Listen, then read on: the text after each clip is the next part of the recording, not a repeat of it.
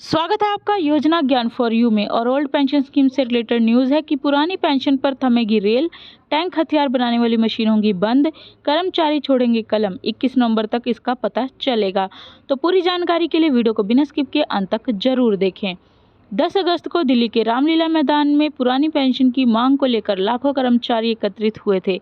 उसके बाद अक्टूबर और नवंबर में भी सरकारी कर्मियों की रैली हो चुकी है। इसके बाद 10 दिसंबर को भी रामलीला मैदान में कर्मचारियों की रैली प्रस्तावित है।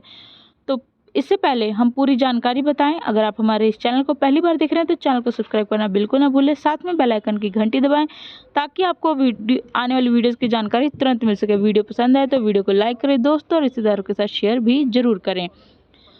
केंद्र एवं राज्य सरकारों के कर्मचारी संगठन पुरानी पेंशन पर निर्णायक लड़ाई की तरफ बढ़ रहे हैं। अगर केंद्र सरकार ने पुरानी पेंशन बहाली नहीं की तो ट्रेन थम जाएगी, टैंक हथियार बनाने वाली मशीन बंद होंगी और सरकारी कर्मचारी कलम छोड़ देंगे।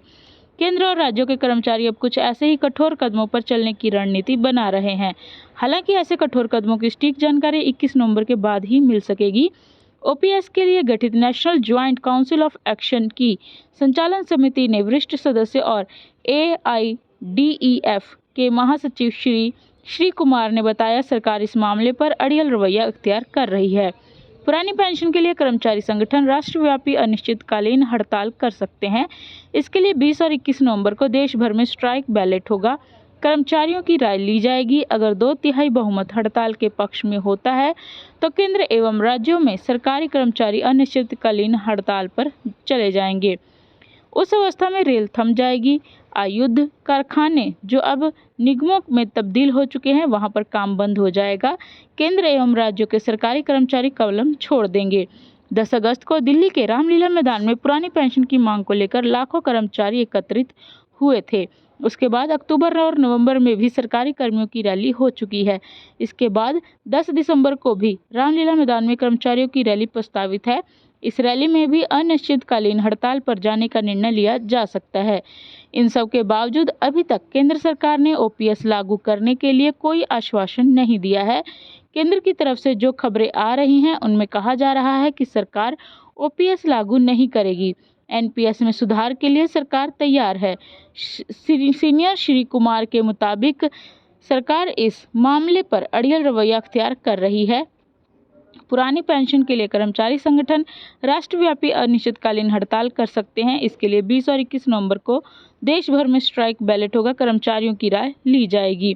अगर बहुमत हड़ताल के पक्ष में होता है तो केंद्र एवं राज्यों के सरकारी कर्मचारी अनिश्चितकालीन हड़ताल पर चले जाएंगे। उस अवस्था में रेल थम जाएगी तो वहीं केंद्र एवं राज्यों के कर्मचारी कलम छोड़ देंगे। सीनियर श्री कुमार का कहना है, पुरानी पेंशन बहाली के लिए केंद्र एवं राज्यों के कर्मचारी एक साथ आ गए हैं। लगभग देश के सभी कर्मचारी संगठन इस मुद्दे पर एकमत हैं। केंद्र और राज्यों के विभिन्न निगमों और स्वायत्तता प्राप्त संगठनों ने भी ओपीएस की लड़ाई में शामिल होने की बात कही है। बैंक एवं इंश्योरेंस सेक्टर के कर्मियों से भी बातचीत चल रही है। कर्मचारियों ने हर तरीके से सरकार के समक्ष पुरानी पेंशन बहाली की गुहार लगाई है, लेकिन उनकी बात सुनी नहीं गई। अब उनके पास अनिश्चितकालीन हड़ताल ही एकमात्र विकल्प बचता है। 10 अगस्त को दिल्ली के रामलीला मैदान में देश भर से आए लाखों कर्मियों ने ओपीएस को लेकर हुंकार भरी थी। कर्मचारियों ने 2 टूक शब्दों में कहा था कि वे हर सूरत में पुरानी पेंशन बहाल कराकर ही दम लेंगे। सरकार को अपनी जिद छोड़नी पड़ेगी। कर्मचारियों ने कहा था कि वे सरकार को वह फार्मूला बताने को तैयार हैं जिसमें सरकार को ओपीएस लागू करने से कोई नुकसान नहीं होगा। अगर इसके बाद भी सरकार पुरानी पेंशन लागू नहीं करती है तो भारत बंद जैसे कई कठोर कदम उठाए जाएंगे। ओपीएस के लिए गठित national joint council of action की संचालन समिति के राष्ट्रीय संयोजक एवं स्टाफ साइड की राष्ट्रीय परिषद जेसीएम के सचिव शिव गोपाल मिश्रा ने कहा था, लोकसभा चुनाव से पहले पुरानी पेंशन लागू नहीं होती तो भाजपा को उसका खामियाजा भुगतना पड़ेगा। कर्मियों, पेंशनरों और उनके रिश्तेदारों को मिलाकर यह संख्या 10 करोड़ के पार चली जाती है। चुनाव में बड़ा उलटफेर करने के लिए यह संख्या निर्णायक है। केंद्र के सभी मंत्रालय, विभाग, रक्षा कर्मी, सिविल, रेलवे, बैंक, डाक, प्राइमरी, सेकेंडरी, कॉलेज एवं यूनिवर्सिटी टीचर, दूसरे विभाग एवं विभिन्न निगमों और स्वायत्तशासी संगठनों के कर्मचारी ओपीएस पर एक साथ आंदोलन कर रहे हैं। बतौर मिश्रा, वित्त मंत्रालय ने जो कमेटी बनाई है उसमें ओपीएस का जिक्र ही नहीं है, उसमें तो एनपीएस में सुधार की बात कही गई है। इसका मतलब है कि केंद्र सरकार ओपीएस लागू करने के मूड में नहीं है। केंद्र सरकार द्वारा एनपीएस में चाहे जो भी सुधार किया जाए, कर्मियों को वह मंजूर नहीं है। कर्मियों का केवल एक ही मकसद है, बिना गारंटी वाली एनपीएस योजना को खत्म किया जाए और परिभाषित एवं गारंटी वाली पुरानी पेंशन योजना को बहाल किया जाए।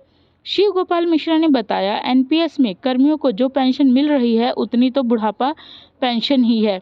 कर्मियों ने कहा है कि देश में सरकारी कर्मियों, पेंशनरों, उनके परिवारों और रिश्तेदारों को मिलाकर वह संख्या 10 करोड़ के पार पहुंच जाती है। अगर ओपीएस लागू नहीं होता है तो लोकसभा चुनाव में भाजपा को राजनीतिक नुकसान झेलना होगा। कांग्रेस पार्टी ने ओपीएस को अपने चुनावी एजेंडे में शामिल किया है। कर्नाटक और हिमाचल प्रदेश की जीत में ओपीएस की बड़ी भूमिका रही है।